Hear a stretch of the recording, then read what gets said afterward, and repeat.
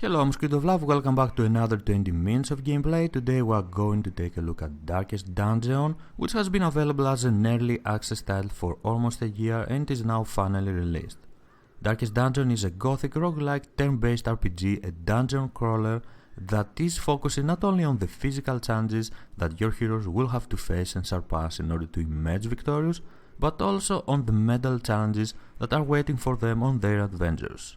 How much are you willing to sacrifice in order to survive, and how you can make the most out of bad situations is the real question here. So let's not waste any more time and go ahead and see how good is Darkest Dungeon. This is our base, and here is where we can manage our roster, our heroes, improve their armor and weapons, improve their skills, in general help them become better and fight evil, fight the horrors that are lurking in the different dungeons more effectively. Most of these buildings are locked, and in order to unlock them we have to complete more quests. Each one of these buildings have a different purpose. Some are to improve our weapons and armor, like I said, others are to improve our skills, and of course the abbey and the sanitarium are good in order to treat diseases, in order to relieve some stress from our heroes. Stress is very important for this game, for Darkest Dungeon. It can kill our heroes, it can cause mental illness on our heroes, and of course we will give them afflictions, different traits that can be positive or negative, and will have an impact on the gameplay and the way they will react on enemies. They can become more courageous, or they can become afraid and abandon you. So what we're gonna do is recruit 2 more heroes and get ready to embark on an adventure. Each building has some upgrading options. So in the stagecoach we can increase the number of available heroes to 3, and of course we can increase the size of our roster to 12 from 9 that it is now. We're not gonna do this now. When we are adventuring we are collecting different items, different relics, and of course gold that will help us upgrade the buildings in our base, in our estate, and in general help us treat illness, help us treat diseases, and improve our heroes. So let's embark, let's start an adventure and see how the game is played. We are at the beginning, and this is the first adventure that is available to us. It is a short adventure on the ruins. Yeah, we have this one, but this is the hardest dungeon and it will be suicide to go there with that kind of squad. It is also very important how you line your heroes. If we right click on each hero we can see his skills and his preferred position. If we, for example, take the Crusader and put him on the last slot, he won't be very effective. He doesn't have any skill to use on the last slot.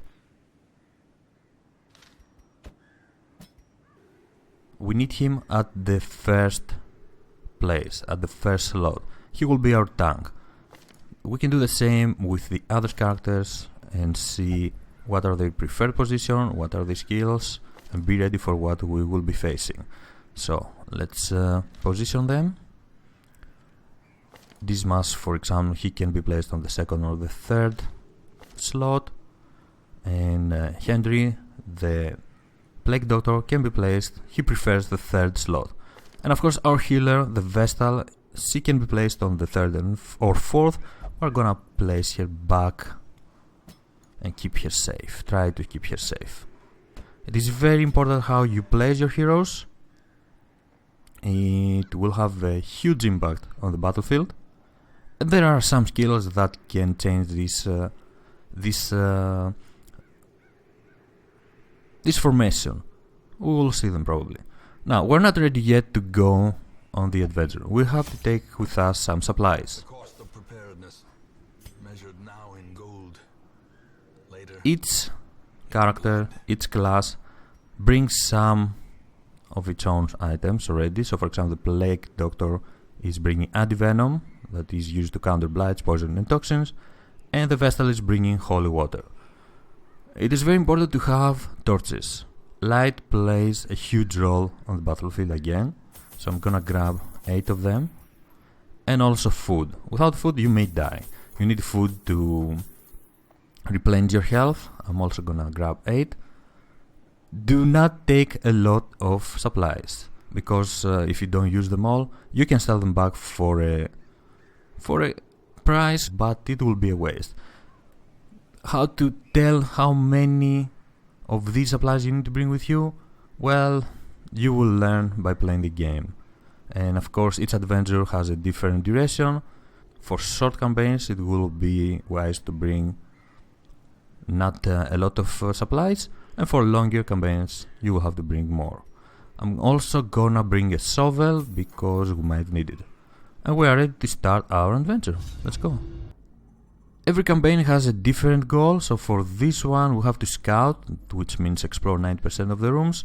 As you can see, it's a side-scrolling game, but the art is exquisite. I really love it. I really love how dark and gothic it is.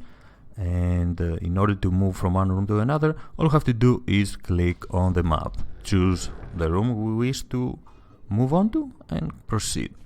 As we play, the torch, the light is gonna fade, and we can play in total darkness. It will make challenges harder and battles harder, but it will give us more rewards. As you can see, it is fading. Or we can try to use always torches and keep the light up. We were surprised because there wasn't a lot of light. This has ruined our line. What can we do? I don't want to lose my turn, so I'm gonna use this ability for this mouse. It will give him a buff. Each one of our characters has different skills, and it is very important to read all of them and learn how to use them in different situations. So this will do, it will stun. Let's try to stun. Perfect. This will give us some time to rearrange our troops, rearrange our heroes. So for example, we cannot leave the Crusader back here. He can't use any of his skills, like we said before. We have to get him back. And the same with the healer. We could use her melee ability and do some damage, but I really don't want her in front of our squad. It will be dangerous. No, I don't want to do this, but we have to. At least he has some range skills and we can use him. Yeah, you can go back. Let's use Stunning Blow and try to stun that skeleton. We failed. RNG is strong in Darkest Dungeon, and also there is permadeath.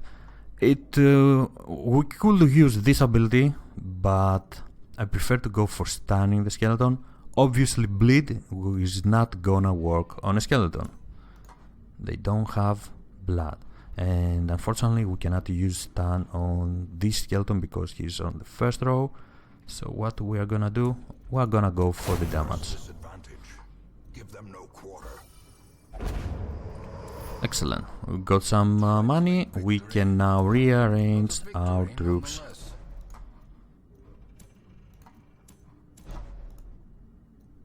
And bring them back to the desired position. Let's open the chest. Grab everything, loot everything. Oh, got a shovel, nice. And continue. We have finished this battle. Let's continue to the next room and try to see what we can find. This is where shovels are handy. If we try to clear this rumble, this pile of corpses and stones with our bare hands, it will stress our heroes. But if we use our shovel, everything will be fine. Shovels are nice, it's good to have at least one on your adventures.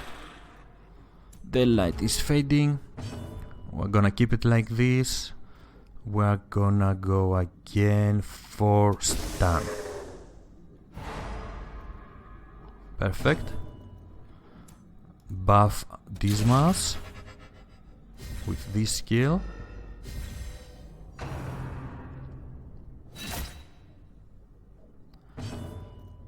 And heal our Plague Doctor. I could use this skill. It will give plus 25 protection to our Crusader, and it will mark him. It will turn him into a tank. Let's do this. This will mean that he will draw attention from the enemies and will try to attack him instead of the others. It's nice to protect your weakest members of the party. So we're gonna use the bleeding attack of this mouse on this one, which is a human. If we use it on skeleton, it will be useless. If we use it on a human and the bleeding is successful, there you go, he will take 2 damage per round for 3 rounds. We could finish him, but let's try to use Blight on the skeleton. Blight works, it's like an acid, so we can have them dead sooner with damage over time attacks. So we heal. Yeah, let's heal Plague Doctor and keep the health up. We still have a lot of rooms to explore, and I think we should try and stun the skeleton, deny him his move, finish. Let's let's finish. Nice critical, and I think he's gonna die, and we're done again. More loot for us, and let's use a torch. Let's not go in there in darkness. Although sometimes darkness can be good and helpful because we can surprise our targets, they can surprise us as well. It is really a game of trade-offs. What are you going to sacrifice in order to be successful? I really like the fact that it is also focusing on the medal challenges, and the stress mechanism is quite decent, quite good. The red line is health, the health points, and the white squares are stress. If it goes up till the end, they will get afflictions, and this will give them certain traits that will change their behavior in the battlefield. If that fails twice, they might die from a heart attack, so you have to be careful. Now let's go for the buff and increase his stats, and actually let's go for this stunning blow here, deny them their move. That was a resist. No, we're going to go for the bleeding attack. Excellent. And I think we can attack. I'm gonna stun a skeleton. Okay, that was successful. This is one of the attacks that can rearrange the party. It can change how you have them positioned. If that pull was successful, it would have brought the Vestal in the first slot, and that would have been bad. So let's try to stun that enemy.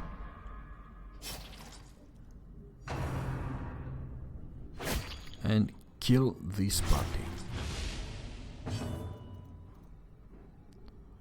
So we go for the stun? Yes, let's go. No, not stun, the bleeding. Unfortunately he missed.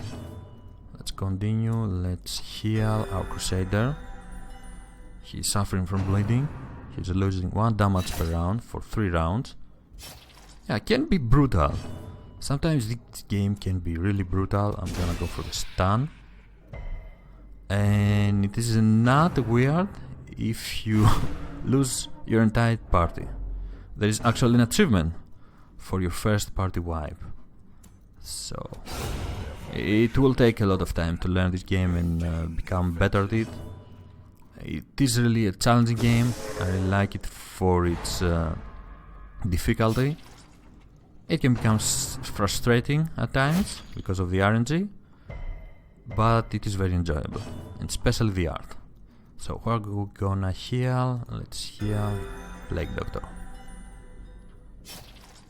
We have a couple of rooms to check, so it will be nice to keep their health half. Corpses. Have we talked about corpses? No. Some, well, not some, all of the enemies, when they die, they leave corpses unless they die from bleeding, blight, or critical. Corpses can create problems, will become obstacles, and they will block your ability to reach targets that are behind them. So you will have to dispose the corpses. There are certain abilities, you can attack them directly. It is important to go for the corpses fast if you want to reach targets at the back, unless you have range attacks. So it will be nice to go for the range attacks and try to kill your enemies that way. Another room is clear. Let's open the chest. Yeah, this can happen. So where are we? We have to check only 3 rooms out of the 4, because we have to explore 90% of rooms. Let's continue. Let's use torch. Unfortunately, we cannot heal our party when we are outside of combat, and there are plenty of traps around. We have to be careful. You can walk with more light if you want.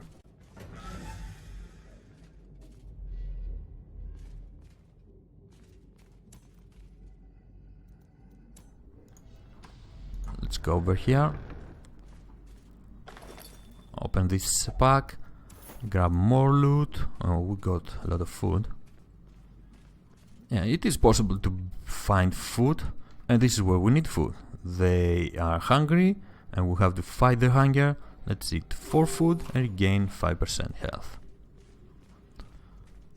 Let's go in the room with that kind of light. No battle. So there is only one more room left. Let's explore it and finish this quest. I'm gonna use a torch again. If you have a lot of food and one of your heroes is in need of healing, you can use some food on him and give him back some health. But you have to be careful. If you run out of food and a hunger warning appears, you're gonna lose health. We don't have a sword? Yes, we do. Let's clear this and finish this quest.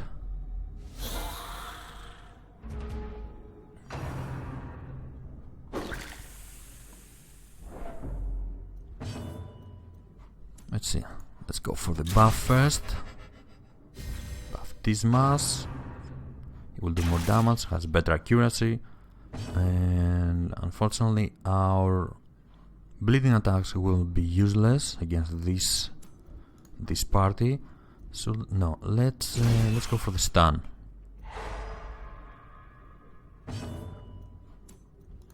Always go for the stun. The skeleton with the crossbow can be quite dangerous.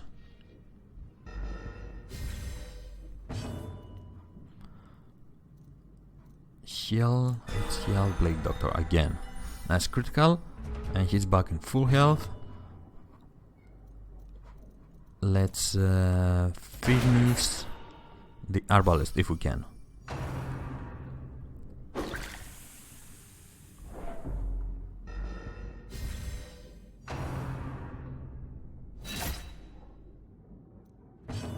We may gain an affliction with her.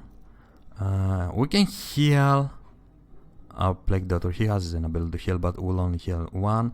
I prefer to continue trying stunning the enemies that I cannot reach easily, and healing him with our Vestal. So let's continue stunning that scary skeleton.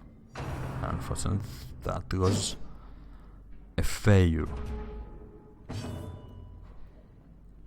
And finish the arbalist. Excellent. Now, I don't think we need to heal Black Doctor. Maybe we can go on the offensive, do some damage with our Vestal.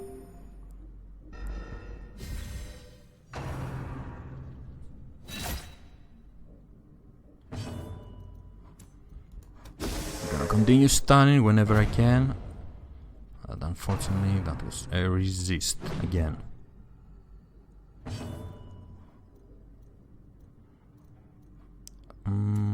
Let's go for smite, can do some damage. Okay, one more enemy is dead. We can use again the tracking shot that will give him a buff. And stun that scary skeleton.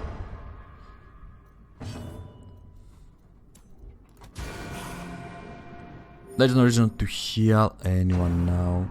We can go on the offensive again with our Vestal. Maybe now we will have to heal our Crusader.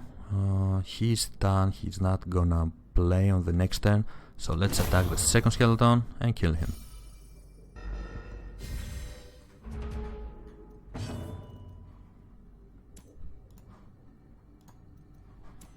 Okay, let's go for the melee attack and finish this. Grab the loot, and this is all. We have explored 90% of the rooms. We can continue adventuring, we can continue go back and explore this room, but we're not gonna do it. Let's grab whatever is in this chest, nothing, and go back home. Here are our rewards, the money in the heirlooms that we have found. Yeah, this is automatically sold. The supplies we had with us, the supplies we found, and everything of value that we have found already. And these are the collected heirlooms that we can use in order to upgrade buildings. Next, they of course gain experience, their resolve is going up, and as their resolve is going up, they gain traits. So for example, Dismas, he has earned Fragile, he has now 10% less maximum HP, but also Unholy Slayer that will give him plus 10 accuracy and plus 3% critical versus Unholy. Our Plague Doctor Will Tactician, he will gain more damage in Will, which is another dungeon, and our Vestal Eagle Eye, plus 3% critical range skills. When they level up, when they gain enough resolve to level up, they gain these traits that will help them or make our life difficult throughout our adventures. And here is the activity log. If we had left someone behind for some treatment, we could read it here, we could read what happened, what we were missing. Each campaign takes a week, so every time you send someone for an adventure, a week is passing on your base and things are happening. We have unlocked 2 new buildings, and here is where we send our heroes in order to relieve some stress. Some heroes may be able to perform only one activity, so for example Vestal will have been able to go only into Cloister. That will create some problems, so we could treat it, that we could try to treat this at another building and help her, make relieving stress with her easier. Let's see, we can place everywhere we want, we can put him on the Cloister to meditate and relieve stress in that way. Pay 1k of our money and leave her there for 1 week. And of course we can upgrade the Abbey, we can upgrade each of these activities to increase stress recovery and other benefits as we upgrade it. Same goes with the tavern, a different type of stress relief. We can send them at the bar, drink, or we can send them to have some pleasures of the flesh, or they can simply gamble. Again, we can upgrade this and make it more effective to relieve stress in that way. Every week there are more and more heroes that are coming for us. Bounty Hunter, Chandos, the Seeker Leper. It is free to recruit them, and it will have been wise to increase at least your roster and start having more heroes, more troops for you to send. And as you progress through the game, as you complete more quests, you unlock more buildings. And for example, we can go here at the guild, drag a hero, and if you have upgraded this building, you can now upgrade skills to rank 2. So for example, we can upgrade Hound Rush to make him stronger. This is how the game works, that's the concept of the game. You have to improve your heroes, you have to make them stronger, not only physically but also mentally. You have to treat their diseases, their mental illness, and make them stronger, help them defeat the evil that is lurking in Darkest Dungeon. This was Darkest Dungeon, a very challenging and very tough game with permadeath. Whoever of your heroes dies, stays dead. You can visit them at the graveyard and murder them if you want. This is it.